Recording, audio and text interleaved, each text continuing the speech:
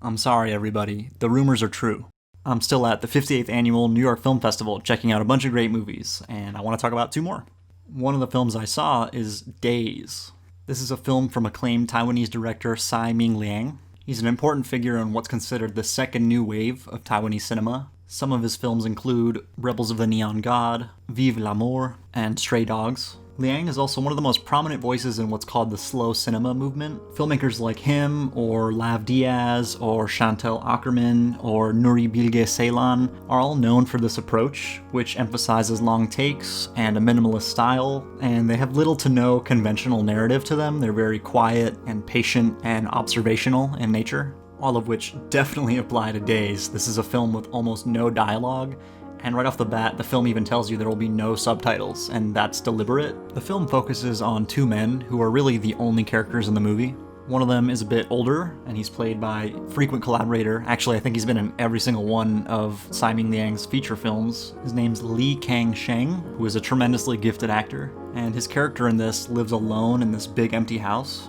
And the other character is a bit younger, and he's played by Anong Huang-hwang-si. I hope I'm pronouncing that right. He plays, I believe, a Laotian immigrant who also lives alone in a similarly empty but small apartment. The film highlights the mundanity of their lives and everyday tasks in a similar fashion to some of his other films, but then the film sort of shifts into their meeting and this brief moment of connection that they share with each other. And honestly, the film is a little difficult to articulate exactly why it's so great, but it certainly is. It's a film that's very internal and difficult to properly characterize, like many of his films. It's very experiential, and because this film has basically no dialogue, it can't rely on that to establish its characters or its world or their relationships or anything. And that might be one of the things that's the most impressive about it, is it's still able to quietly communicate ideas and their characters by just using the framing and the composition, the set design, and the subtleties of their performances. Which I would say both actors definitely deserve some praise for being able to express themselves without having any lines to chew on. Just subtleties in their facial performances, their physicality, and being able to express your emotions that way is really challenging. And the film's beautifully shot. You can tell that a lot of attention to detail went into the composition. The film is comprised of mostly these long lockdown shots, which made for a lot of evocative imagery throughout. This is a film about loneliness and a deep emptiness in life, and that thoughtful composition provides this almost disquieting stillness that evokes and accentuates that deep loneliness and emptiness in their lives. And the way they occupy these empty spaces and go about their mundane life really harkens back to how empty their lives are. And the result of that approach lets you share the physical, temporal, and even emotional space with these characters.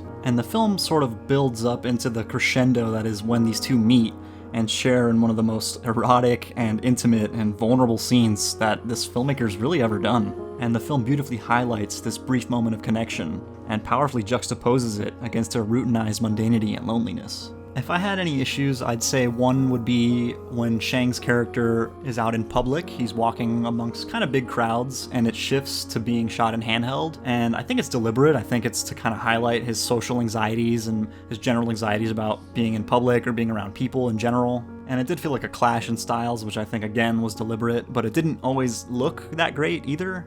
And this isn't a criticism, more of a complaint, but I wish I could have seen this on the big screen. These often gorgeously realized frames are practically begging to be seen in a theater, and I think the pacing could have benefited from the kind of focus that a dark room like a theater can provide.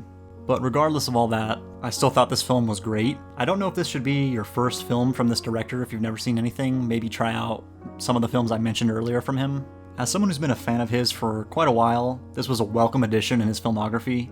And even talking about it, I was originally going to give this a 7, but reflecting on it more for this review, I feel like I've talked myself up. I'm going to give this an 8. I really loved it. It's a special movie, and I definitely recommend it. Another film I caught is Swimming Out Till the Sea Turns Blue. This is a new documentary from acclaimed Chinese director Jia Zhang. Some of his other films include Still Life, A Touch of Sin, and Ashes Purest White, which made it onto my Best of 2019 list. This new documentary follows his local literature festival in Shaanxi, China, and the festival has a multi-generational roster of some of the most esteemed writers in their country, and the film is mostly comprised of interviews with these writers as they share stories about their life and their work. And I'm sure on paper, this probably doesn't sound like the most exciting or interesting film, a movie about a book festival, but really, this is one of those films about a specific time and a place and a people.